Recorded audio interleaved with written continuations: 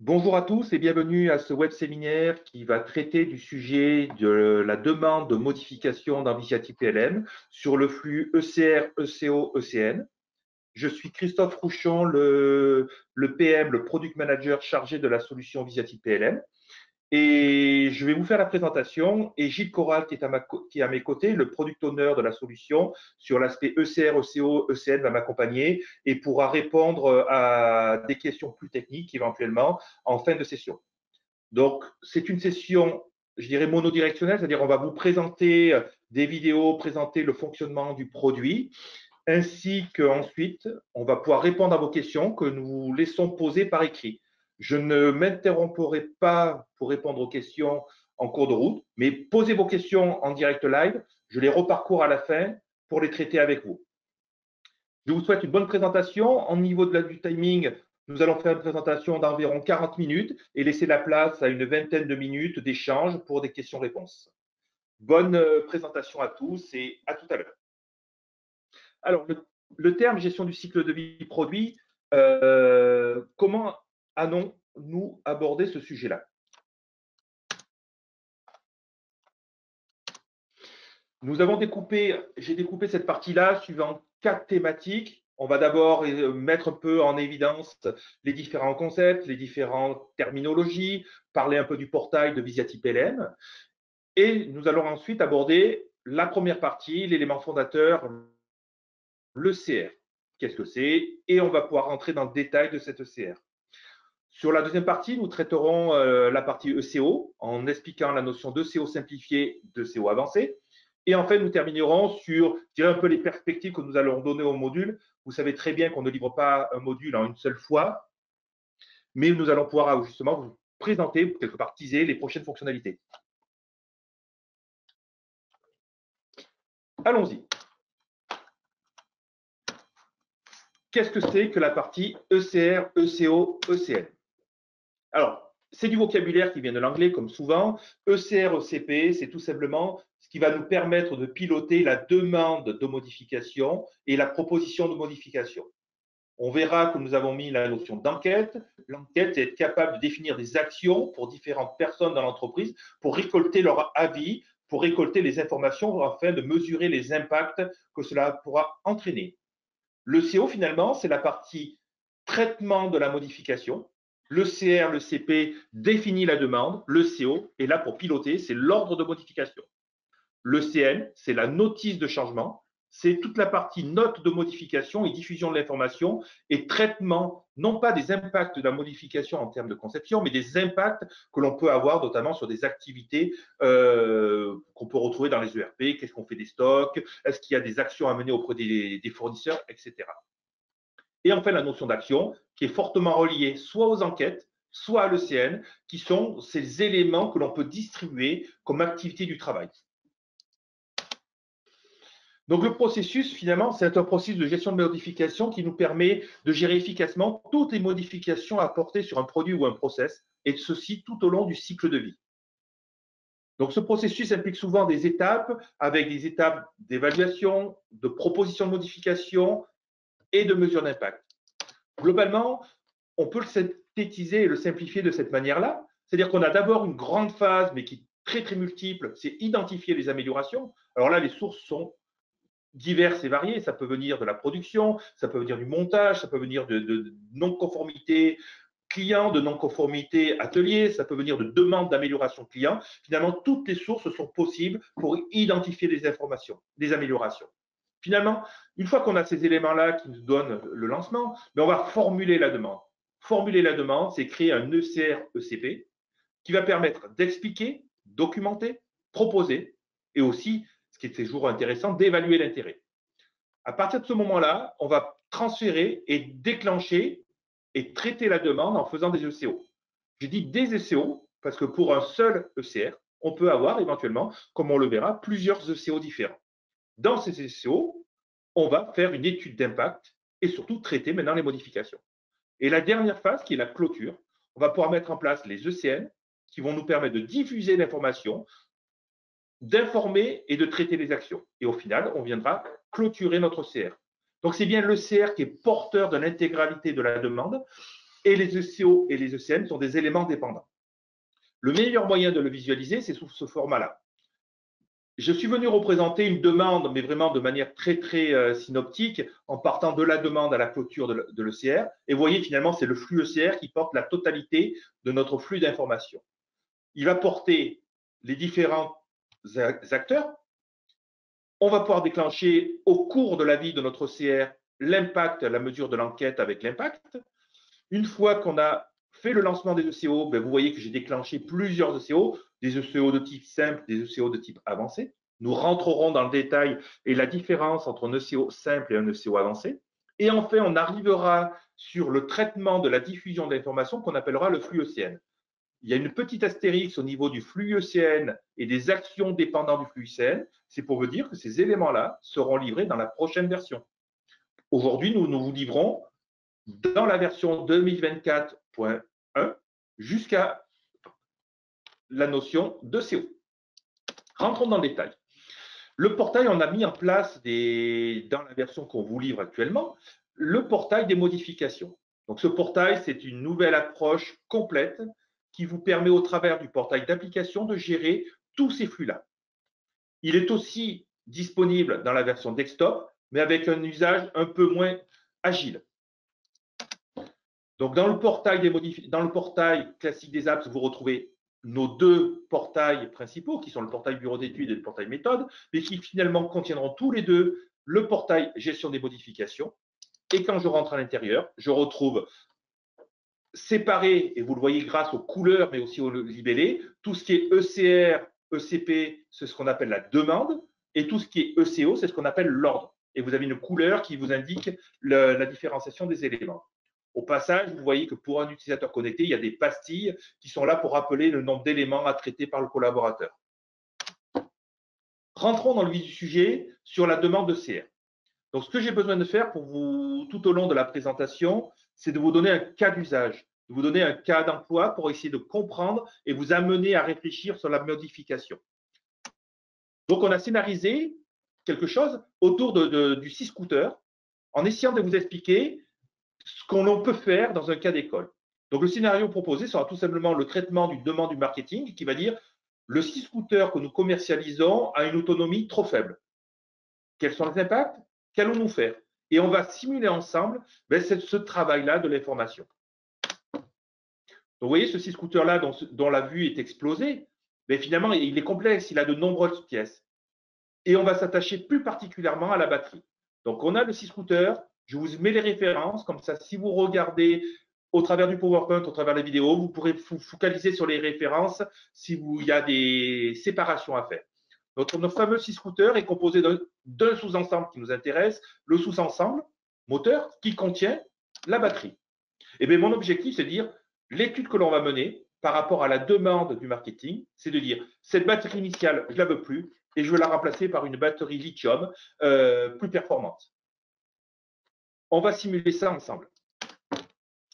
Alors, un ECR, c'est quoi? Alors, des déclinaisons anglaises, Engineering Change Request, demande de modification. Alors, c'est vrai que pour des subtilités, pour simplicité, on a souvent tendance à dire ECR, ECO, et c'est ce que vous allez retrouver tout au long de ma présentation. Pour éviter de dire demande de modification, on va parler d'ECR, et au lieu de dire ordre de modification, je vais utiliser le terme ECO. Donc, l'ECR, c'est le formulaire qui décrit la demande de modification apportée à un produit. Donc, l'ECR peut être utilisé pour signaler des défauts ou des problèmes ou suggérer des informations. Donc, clairement, nous, là, ce qui se passe, c'est le marketing qui va me demander une demande d'amélioration de mon C-Scooter. Notre ECR, finalement, et c'est important de comprendre qu'on a différents acteurs tout au long de la vie, et là, je me focalise sur les acteurs de l'ECR. Ces différents acteurs, finalement, vont prendre des décisions et des actions. Et vous voyez, par exemple, les différents acteurs que nous avons. On a le demandeur, le gestionnaire, le pilote, l'approbateur et l'exécutant. Forcément, on aura aussi des acteurs différents au niveau de l'ECO et des acteurs différents au niveau de l'ECN. Donc, finalement, ce qui est important de comprendre, c'est qu'en fonction de la phase de mon flux, de mon ECR, je vais avoir des actions qui vont être prises par des personnes différentes.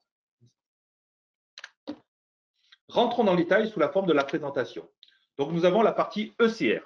Donc, sur la partie ECR, on va d'abord travailler sur la création de l'ECR. Donc là, on va rentrer dans la partie portail.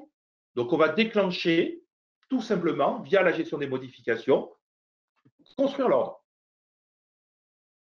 Je retrouve mes demandes avec un bouton Ajouter. Donc là, vous retrouvez le nouveau formulaire qui est en format plein écran que nous allons compléter pour lancer le CR avec toutes les informations utiles pour justifier le CR. Je reviens au début, il y a eu un petit raté.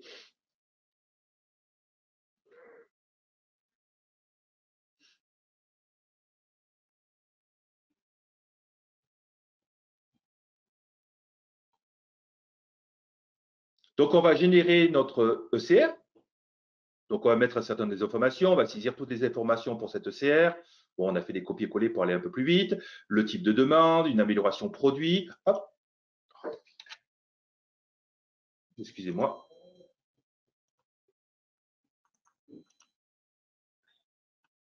Donc, à ce niveau-là, le modèle. Donc, le modèle, c'est quelque chose de très, très, très important. Le modèle va venir déclencher un certain nombre de fonctionnements. Et ça, ce qu'il faut comprendre, c'est pour vous faciliter la vie, on va rattacher à un modèle ici, à une certaine structure, une composition de l'enquête, ainsi que des dossiers qui vont nous permettre de remplir l'information pour mettre des documents, des mails, etc., comme nous allons le simuler. Donc, le choix du modèle, donc on va livrer 2 modèles par défaut, mais vous pourrez créer vos propres modèles. On va mettre des délais, toutes ces informations sont importantes pour les retrouver plus tard dans les calendriers. Voilà, on met des impacts, on met des approbateurs. Pour simplifier la présentation, la totalité des informations sont faites sur Roman Chilo.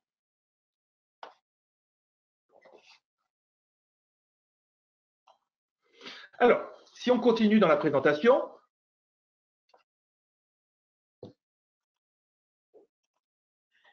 je suis rentré dans le détail de mon ECR. C'est le détail de mon ECR avec 2 dossiers qui sont directement arrivés par mon modèle. Je vais tout simplement venir ajouter des documents à l'intérieur pour venir justifier, pour documenter mon ECR. Alors, l'exemple type, là, on est venu mettre associé un mail. Alors, pour vous montrer la phase de création, on est tout simplement venu créer un mail manuellement et on va aller le chercher pour aller l'associer.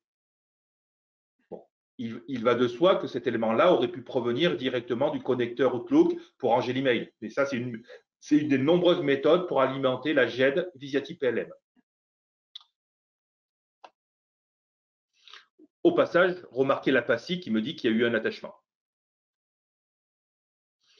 Phase 2, traitement de l'enquête. Donc, cette enquête, finalement, elle a été construite automatiquement sur notre OCR par dupliqué. Vous la retrouvez, ce qu'on appellera les avis. Donc, ces différents avis, ici, ont été tout simplement générés et me permettent de distribuer la demande d'avis à différentes personnes. Donc, ce qu'on est venu faire ici pour vous le montrer, c'est qu'on va vous montrer le calendrier d'un utilisateur et on retrouve bien ici dans la partie les différentes actions de les évaluations demandées que je peux venir compléter, changer le statut. L'autre méthode que va utiliser, vous retrouvez ici en fonction des pilotes des différentes équipes. Ça me permet de filtrer. Ça, c'est le nouveau composant agenda. Et enfin, toute cette information-là, un acteur qui doit intervenir sur les enquêtes peut retrouver ces actions d'évaluation directement dans un Kanban et venir les piloter. Ce qui va nous intéresser, c'est à un moment donné, c'est que tout le monde ait terminé ses actions d'enquête, ce qui va me permettre de faire évoluer le flux de l'enquête. Maintenant, je vais accepter la demande. Donc, l'acceptation va faire avancer dans mon flux et je retrouve ici ma demande d'amélioration qui est passée au statut accepté. Nous continuons le flux et tout simplement, maintenant, ça va être passé, ça va devenir une demande à suivre. Donc, ces étapes-là on a créé ce workflow pour les traiter et on va passer tout simplement notre enquête à l'état en cours. Voilà. Directement par changement de statut. Et c'est là qu'on va continuer à déclencher et on va pouvoir déclencher nos ECO.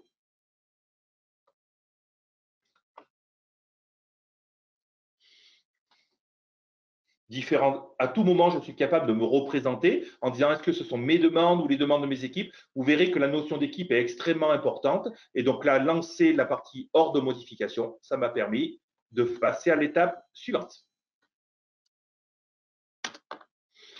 L'étape suivante, le CO. Nous avons deux types.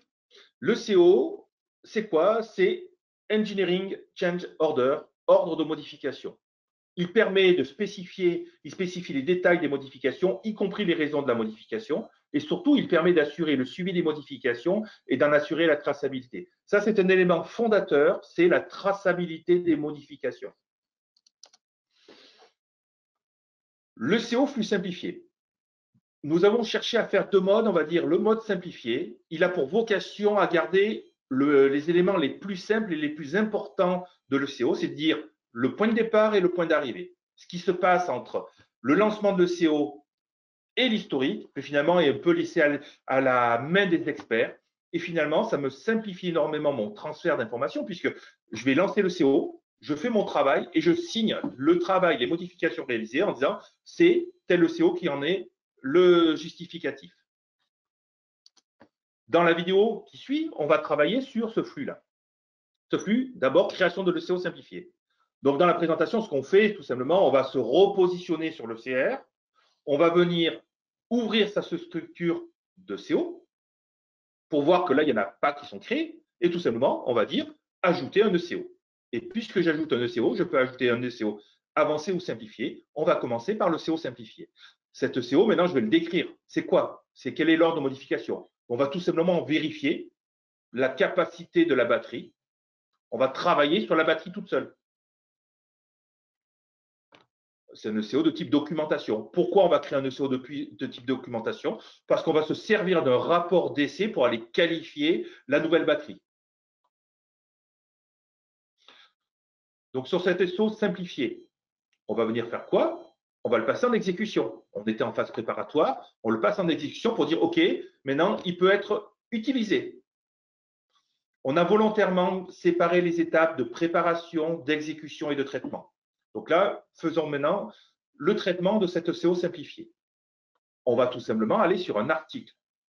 Là, on va aller travailler sur la batterie qui nous intéresse. Vous voyez qu'ici, j'ai deux batteries.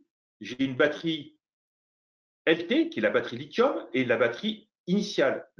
J'ai créé l'article et je vais tout simplement venir dire que la validation de cet article, pour dire qu'il est utilisable, va dépendre d'un document d'essai. Donc, je vais rajouter un document d'essai pour le rattacher à l'article.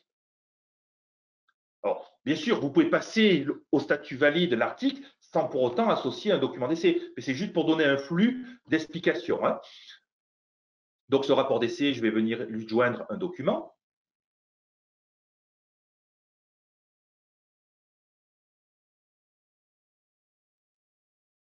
Et surtout, je vais pouvoir venir changer de statut. Et tout simplement là, vous voyez que le changement de statut me permet d'aller récupérer la liste des ECO en cours pour venir l'associer. Donc maintenant, la justification de la validation de cet article est automatiquement rattachée à cet ECO simplifié. D'ailleurs, c'est ce que nous allons pouvoir constater dans le suivi de cet ECO.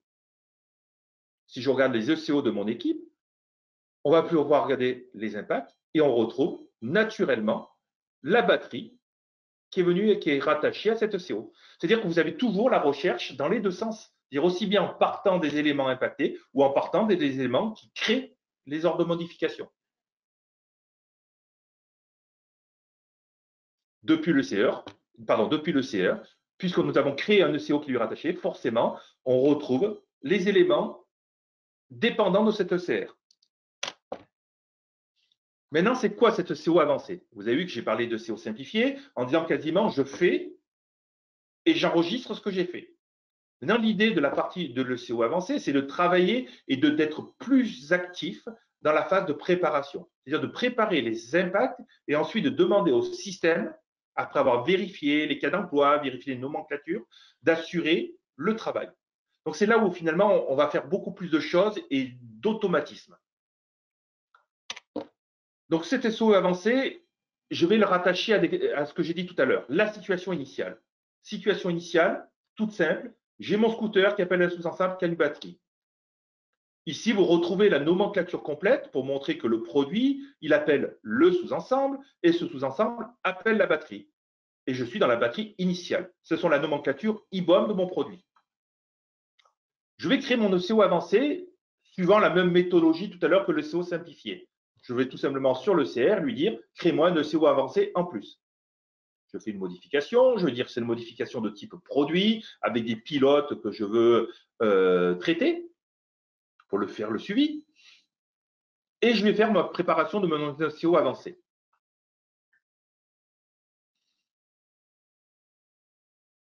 On va regarder le détail de cet SEO avancé. Et c'est ça qui va être important. Donc ici, voilà notre objectif. Je résume à l'écran, on a toujours l'ensemble complet 6 scooters qui appelle un sous-ensemble. Ce sous-ensemble était constitué de la batterie initiale avec sa référence et on veut faire 3 actions qui vont illustrer 3 périmètres, 3 axes de fonctionnalité qu'on va pouvoir travailler au niveau de la préparation. Le premier élément, on va pouvoir faire du remplacement d'articles sur la nomenclature. Donc, ça veut dire tout simplement qu'on ira regarder le sous-ensemble pour lui remplacer dans sa nomenclature la batterie initiale par la nouvelle batterie lithium. Mais par contre, ce n'est pas tout. On va vouloir aussi, pour la traçabilité, assurer une montée de version de l'indice de version du sous-ensemble. On verra aussi rapidement la notion d'effectivité, c'est-à-dire à partir de quand les éléments rentrent en œuvre. Et en fait, le troisième impact, le troisième élément que l'on va regarder, c'est à travers le sous-ensemble, c'est que comme il est appelé par le 6 scooter, on va vouloir faire une montée de l'indice de révision du 6 scooter. Donc, vous voyez, en fait, on a les niveaux, ça nous permet d'illustrer comme ça le niveau produit, le niveau sous-ensemble et le niveau nomenclature.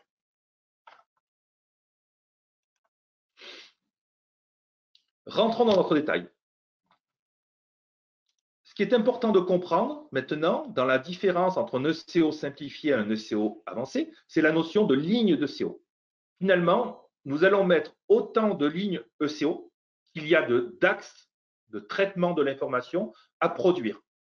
C'est-à-dire, ce sont les axes d'impact. Et on verra qu'à l'intérieur de ces lignes d'ECO, on retrouvera tous les éléments impactés. Et on va intégrer une nouvelle notion qui est la notion de groupe. Ça va être très important. Excusez-moi, une erreur de touche a provoqué. Voilà. Et je reviens un petit peu en arrière par rapport à mon commentaire. Voilà.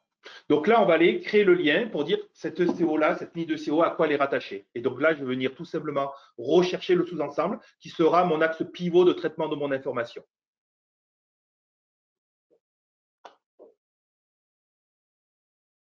Donc le Z06-400, voilà, ça va être important de le relier, c'est-à-dire que je vais relier mon information. Voilà. Donc le CO, la ligne CO, et ce que vous pouvez constater dès à présent, c'est que c'est la ligne CO qui comporte les décisions d'objet, les décisions de lien. On verra rapidement, pour entrer dans le détail, ce que c'est qu'une décision d'objet au niveau de l'illustration. Donc maintenant, on va déjà définir la partie remplacement en traitant la l'IBOM. Ici, on retrouve toute la nomenclature. Ce qui est important de noter à ce niveau-là, c'est que vous retrouvez la nomenclature de l'objet avec la notion de groupe. Est-ce que je veux créer des actions individuelles, une action individuelle ou créer un groupe? L'avantage de créer un groupe, c'est que tout le groupe va hériter de la même fonctionnalité, de la même action.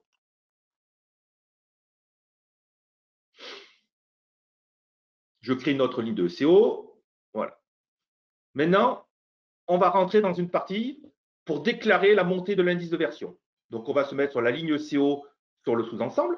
Sur ce sous-ensemble-là, on va venir dans le détail. C'est quoi la décision sur l'objet? C'est créer une version. Ce qui est à noter, vous avez bien compris qu'à ce niveau-là, on n'a rien fait. On a juste préparé des actions. On va déclarer maintenant le remplacement de l'article sur la nomenclature. On s'est décalé sur le lien, sur la ligne de l'article. On va sélectionner la décision. Donc, on va dire, on va tout simplement faire remplacer composant. Et puisqu'on demande un remplacement de composant, ça fait apparaître un certain nombre d'éléments à mettre. Notamment, on va sélectionner la nouvelle batterie. On retrouve nos 2 batteries grâce à la sélection du début du code.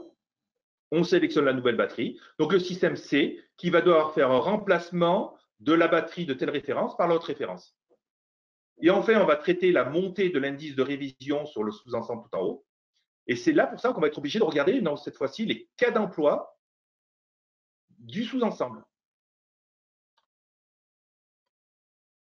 Et donc, ça me rajoute une ligne de SEO pour traiter les cas d'emploi. Alors, clairement, ici, on a simplifié au maximum, mais dites-vous bien que ce sous-ensemble pourrait apparaître dans de nombreux cas d'emploi et je pourrais prendre quasiment une décision complète sur un ensemble, sur un groupe d'éléments qui appellent en cas d'emploi ce sous-ensemble pour dire tous ces éléments-là, tu me fais une montée de révision. C'est ça qui est intéressant. C'est-à-dire que c'est cet automatisme-là et cette notion de groupe qui est très, très importante. Donc, je vais tout simplement venir à ce niveau-là, dire que je vais faire une création de révision.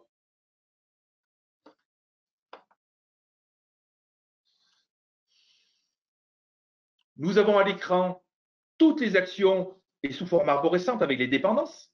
On va d'abord dire sur le sous-ensemble, créer une version, ne rien faire sur les liens. Sur les liens de nomenclature concernant la batterie, on va faire un remplacement de composants.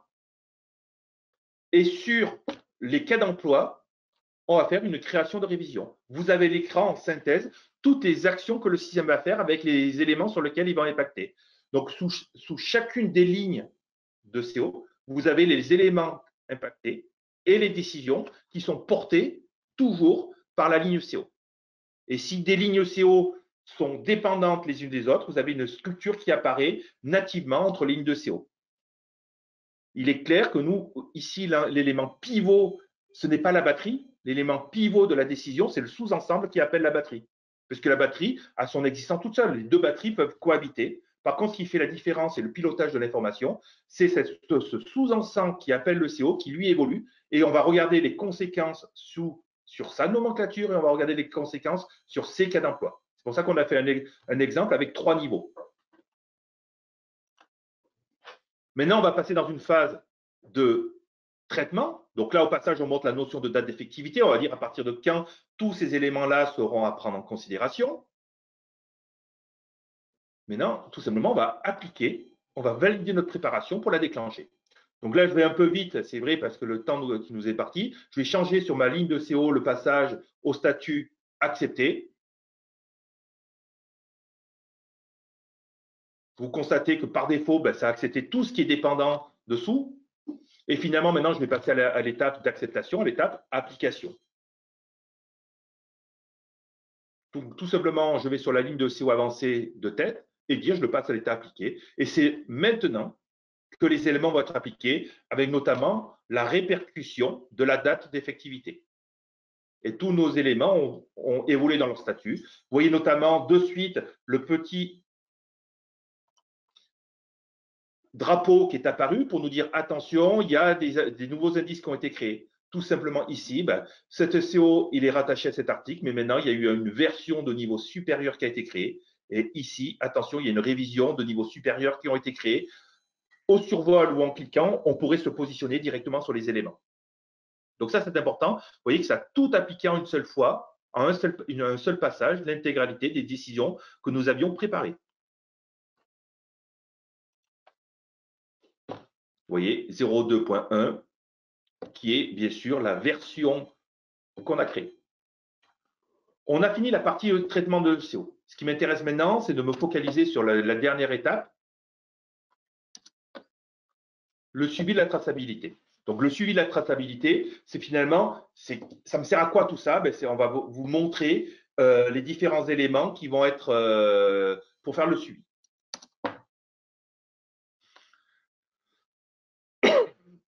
Donc, en premier lieu, on va tout simplement repartir de notre OCR. On retourne donc dans les demandes à instruire.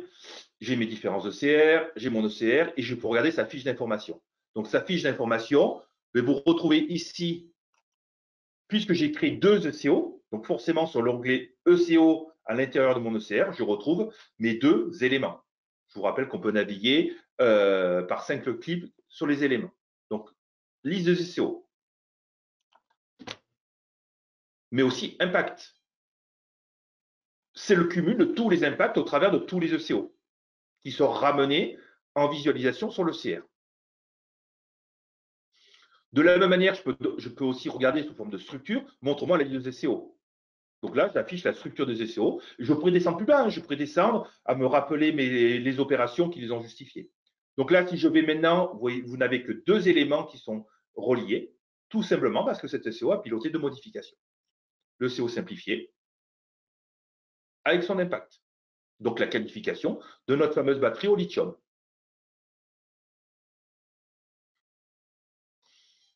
On a aussi amélioré au passage l'historique des modifications, donc tout objet. Donc on va aller regarder ensemble le sous-ensemble pour s'apercevoir. Donc je fais la recherche de mon sous-ensemble.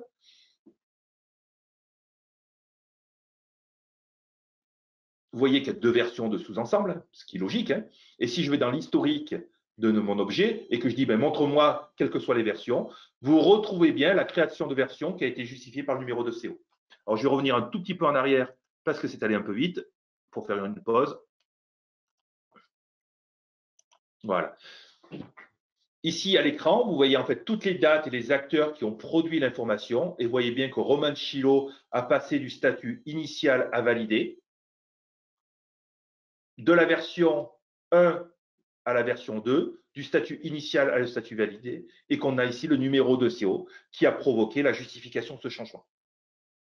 Donc, on a une totale traçabilité autour de l'ordre de modification, quels que soient les éléments que l'on fait. Donc, globalement, ce qui est important de retenir, c'est une création de version, une création de révision, un remplacement en cas d'emploi, de nombreux éléments sont, un changement de statut aussi, de nombreux éléments sont signés potentiellement avec le numéro de CO. Et on peut augmenter ces éléments qui sont signés avec.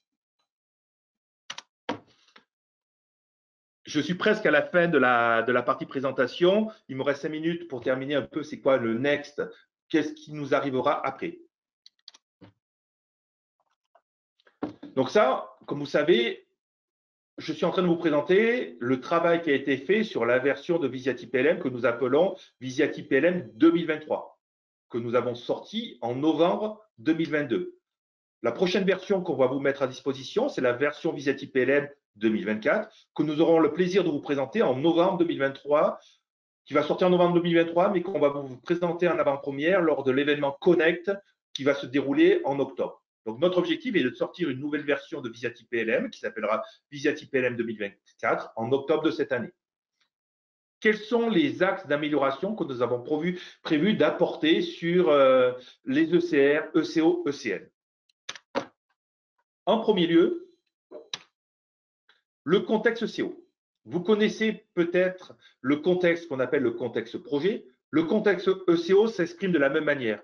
L'idée, c'est de venir sélectionner un ECO et tout le travail que je vais faire tant que j'ai cet ECO qui est sélectionné, mais finalement, ça veut dire va signer tout ce que je suis en train de faire pour pré-remplir le champ de justification de l'ECO. Ça va le pré-remplir avec le numéro de CO dans le contexte dans lequel je suis. Ça m'évite à chaque fois d'ouvrir et de sélectionner les ECO. J'ai 3-4 modifs à faire qui sont toutes signées du même ECO. Je sélectionne mon contexte ECO et je travaille. À la fin, je libère mon contexte ECO et si je peux choisir un nouvel ECO ou ne plus travailler dans un contexte de CO. Ça va me simplifier la vie pour dire tout ce qui va être fait va être signé avec cet ECO-là. La classification ABC. Alors, le terme ABC est utilisé dans tous les sens. Alors, je ne vais pas dire à tort et à travers, mais surtout, c'est très utile. La classification ABC, c'est de dire quoi? On va venir classer aussi bien des articles que des liens de nomenclature, des cas d'emploi d'articles. Pourquoi? Ça va nous permettre de faire des groupes et de venir pré-renseigner des actions que l'on aimerait bien traiter, qui sont tous les jours les mêmes, sur un groupe donné. Plutôt que d'aller sélectionner à chaque fois, quand je fais un travail sur un ECO avancé, de dire voilà, le groupe il est constitué de cette liste d'articles, mais ça va me permettre de dire voilà tous mes cas d'emploi, et je vais dire sur le groupe A, qui correspond à des articles de type militaire, sur le groupe B, qui correspond à des consommables, je vais appliquer automatiquement telle décision. Et vous avez compris que la décision sur des consommables n'est pas la même que sur des articles critiques. Et bien, on va vous permettre de classer les articles dans des groupes que vous nommerez comme vous le souhaitez, mais aussi de classer des cas d'emploi, parce que des fois, si une huile n'a pas le même impact, n'a pas la même action que j'aimerais apporter, dans le cas où elle appartient à un sous-ensemble de type militaire, et donc c'est le cas d'emploi qui vient porter la décision et non pas l'article en tant que tel. Cet article huile peut très bien être traité de manière différente dans un cas d'emploi militaire que dans un cas d'emploi civil. Et c'est ça qui va nous intéresser aussi, c'est d'être capable de classer les cas d'emploi.